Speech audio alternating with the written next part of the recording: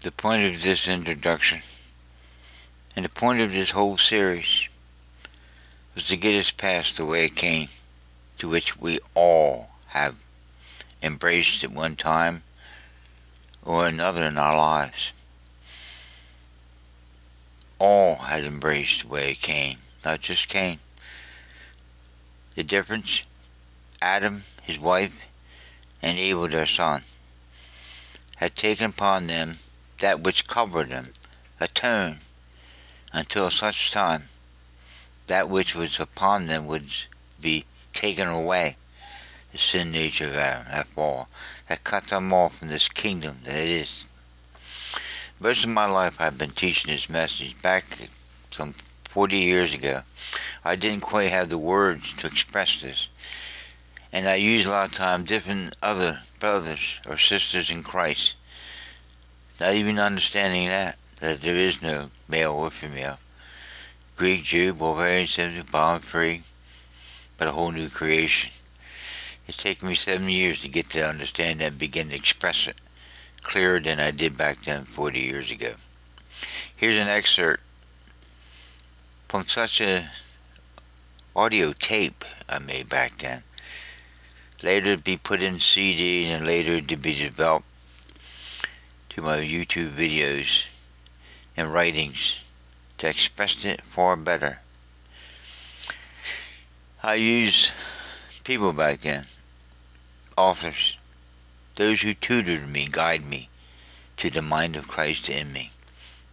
That whole series has taken me some 50 years of my 72 years in this world to come to understand it.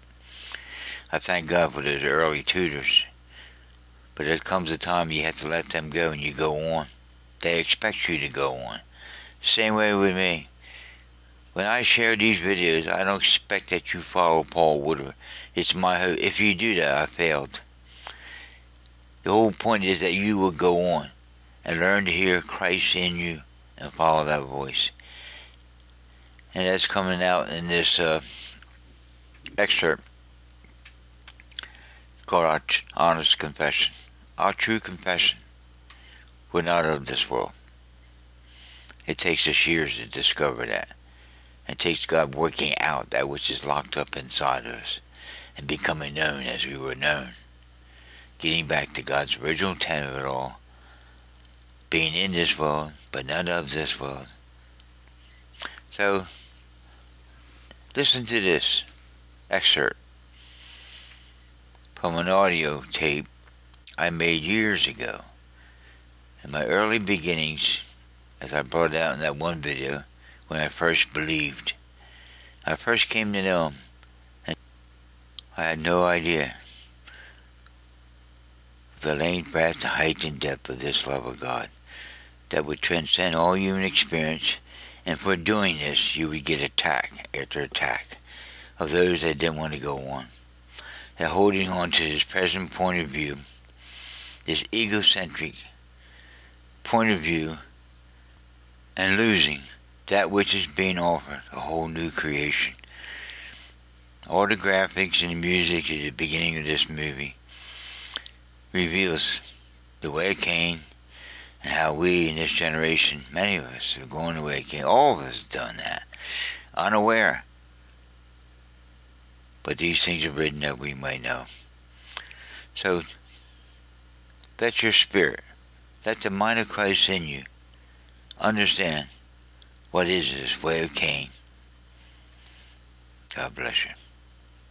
It comes from the book Spiritual Reality or Obsession by Watchman Nee. I've mentioned in tapes 1 through 4. Off page 72 of that book. Some come to know the Lord by reading books, others by hearing people. Whether it is through reading or through hearing, they have not touched the Lord Himself. Hear that. They have not touched the Lord Himself. All these tapes, books, and videos, I recommend it, have their value. Even my tape has their value, has its value. So some come to know the Lord by reading books, others by hearing people, whether it's through reading or through hearing. They have not touched the Lord himself. The Christ of reality is beyond comparison with the Christ read or heard. This Christ can only be apprehended in the Holy. Absolutely no other way of knowing him. There's no other way. You've got to get to know him personally and in your spirit.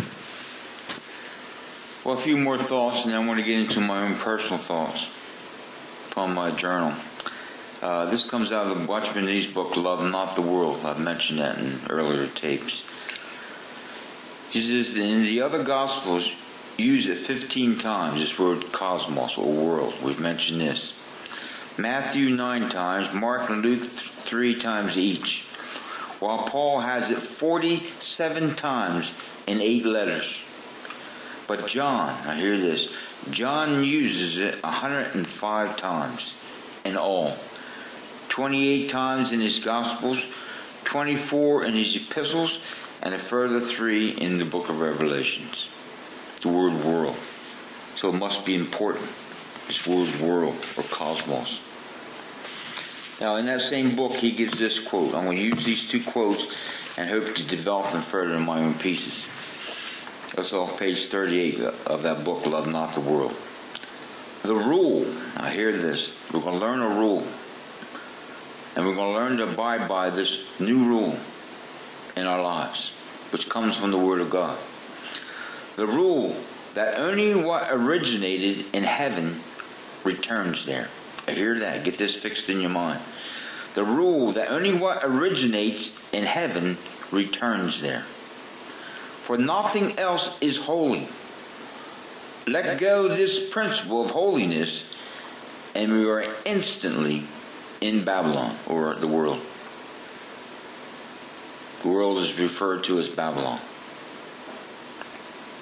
So we let go of this principle of holiness, and we are instantly in Babylon.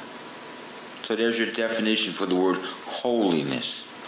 Or the word is wholeness. If you want true wholeness in your life, you got to get spirit, soul, and body lined up in their proper position. The spirit running the mind running the body. And not the other way around. It's the spirit that leads and guides our life. For many are led by his spirit, which leads our spirit, which renews our mind, and brings health to our bodies, and keeps us from premature death, and waits for that resurrected body where the spirit, soul, and body become one. That's what we look for. So again, I repeat this rule. The rule that only what originated in heaven returns there. For nothing else is holy. Let go this principle of holiness, and we are instantly in Babylon.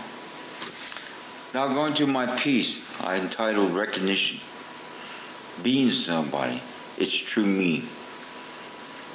I took the word recognition and looked it up in a dictionary. The word recognition is defined as follows. An act of recognizing or state of being recognized. A learning process. Now hear this. A learning process that relates a perception of something new to knowledge already possessed. You've had 4 tapes. You've had knowledge that you already possess. Now we're going to relate this to something new. A learning process that relates a perception of something new to knowledge already possessed. Favorable notice or attention resulting from an action or achievement. I'm showing you my own personal experience.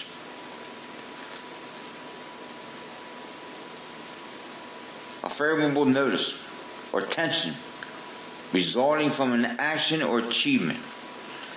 Now back up on that, we just quoted a learning process that relates a perception of something.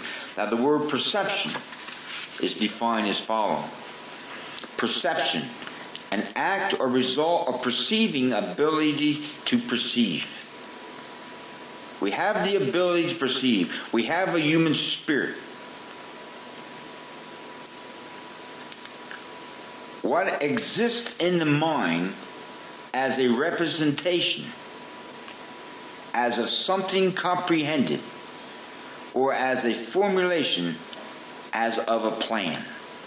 So I want to give you a plan, a formulation, a new idea, a perception of something I've seen, and I'm in the process of coming to understand through the actions of my life. All those definitions of the word recognition and perception are brought out in this thing of recognition, being somebody, its true meaning. Now listen closely. I hope to get a copy machine. I'm waiting for my income tax to come back. I'm going to buy a copy machine. I'm going to send you all these various pieces. This is a beginning of a notebook I hope to send to each of you that receive these tapes. So you can take these things and read them and ponder them for yourself in a notebook. And apply your own personal experiences to all these different things I've been quoting or saying in these tapes. So this reading of this thing, recognition, being somebody's true meaning. I start off by asking, who am I? And then I give a definition. I am a son of God. I was crucified, buried, and raised from the grave. I entered into my Father's kingdom, and there met my new father, mother, brothers and sisters in that new city in which I will dwell throughout eternity. At that time, in me was placed all the potential of who I would be in eternity. The one-cell embryonic Son of God placed in this earthen vessel. The hidden treasure, that which is to be worked out with fear and trembling. His true love will cast out fear and manifest to the outward appearance that which is within me. He, the new man, will not be conformed to this world system, nor will he be accepted by it. His outlook on life will be a fourth-dimensional, eternal perspective. Either we learn to use this perspective or we will lose it. He that seeks to save this three-dimensional way of living will lose the fourth-dimensional eternal treasure given to all who will but believe the truth that he is loved and accepted of the Father. I was sent back as an ambassador representing my Father's eternal fourth-dimensional kingdom. While a stranger in this world system, I am to live and rub shoulders with the people of this system, though not being of their will, intellect, and emotional structure, which I have died to. I now live out of the intuitive mind of my spirit taught by the Spirit of Christ, or it has been said, the mind of Christ. Now I'm learning this. This is what God gave me. The plan, the principle, the rule, the perception of just who we really are. Before all time began, in the mind of God, what God's overall plan and purpose was, as Fromke says, the ultimate intention of God was that we would become sons of God, eternally existing, eternally relating to the Father, and ages upon ages upon ages, beyond this 7,000 year period which we'll have to go through before that eternal existence comes into being. Thank God. This is in a nutshell, and I'm saying I didn't really understand this. This is back 20-some years ago when I wrote this. I'm beginning to understand just what it is. How everything in hell is trying to come against this plan and purpose of God. We're ambassadors. Understand that? You know what an ambassador is? An ambassador is someone sent from a country to a foreign country. And he goes to that country He rubs shoulders with those in that country, but he's there to represent his country. And he's not to forget where he came from and become so part of that country. And that's what we're doing.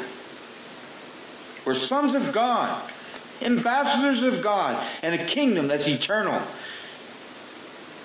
And we get bogged down and influenced by this temporal world and its system that's heading in a direction.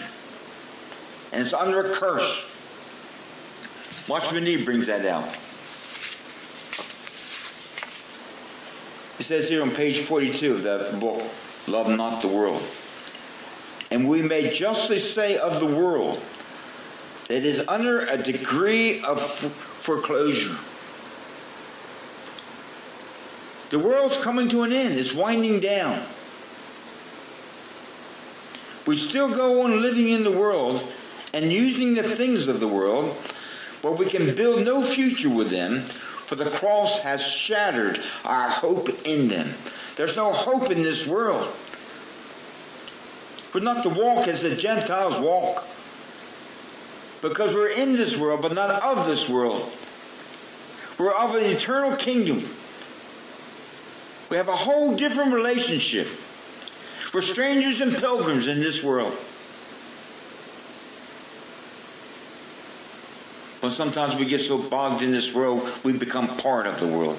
And we go in the direction that this world's going in. And this world is heading for judgment. And it's under foreclosure. It's under a curse. It's coming to an end. He gives some illustrations in that book to explain what he's talking about. He said, if you heard that the government was about ready to foreclose a bank, would you invest any more money in that bank? Well, we said, well, no, we wouldn't invest any more money in that bank. If the bank's going to close, we would go in there and get all money out. Why are we investing in the world? Well, if you heard that a local school that you worked at was about ready to close up, now you would continue to work there. You wouldn't quit today. But you would be making plans, not in light of that school that was going to be closed, but it's something beyond that school. You would still work there and still have to do what you have to do. We'll still have to live in this world and be part of this world, but we know it's under foreclosure. It's coming to an end. How much are we investing in this world? We're to be in the world, but not of the world.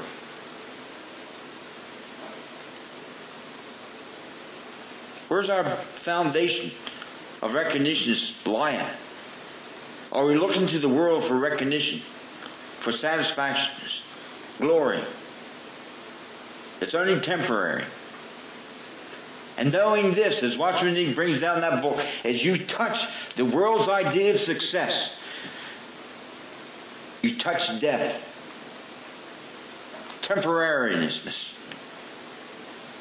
You're not touching reality. From where you were wrong, you must go back. The rule that we mentioned, that only what originates in heaven returns there. For nothing else is holy. Let go of this principle of holiness, and we're instantly in Babylon. We're back in the world. You're ambassadors, and you're here to represent a kingdom. And you've got to get to know about that kingdom. Your father, your mother. It says that the New Jerusalem is the mother of us all. What's that mean? What's that mean? What did Paul mean by that?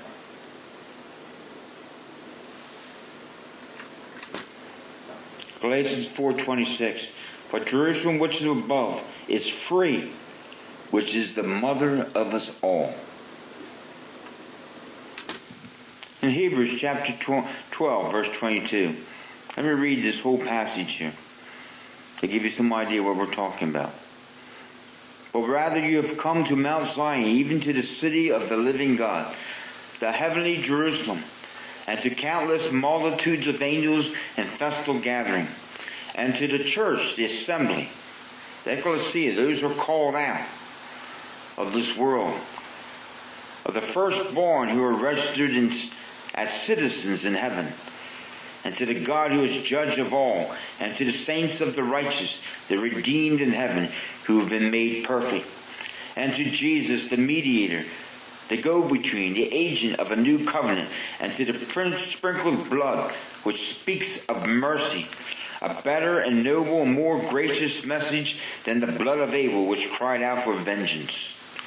See to it that you do not reject him or refuse to listen to and heed him who is speaking to you now.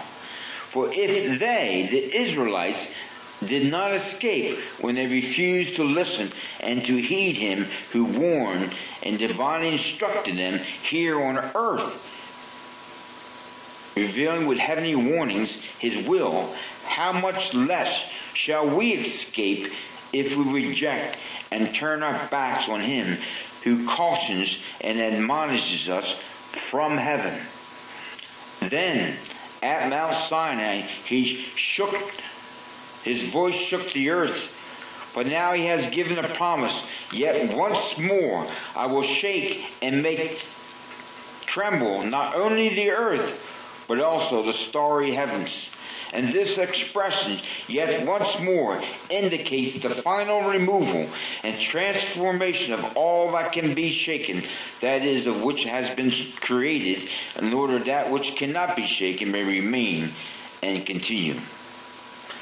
Let us therefore receive a kingdom that is firm and stable and cannot be shaken, offered to God pleasing worship and acceptable worship with modest and pious care and godly fear and awe, for our God indeed is a consuming fire.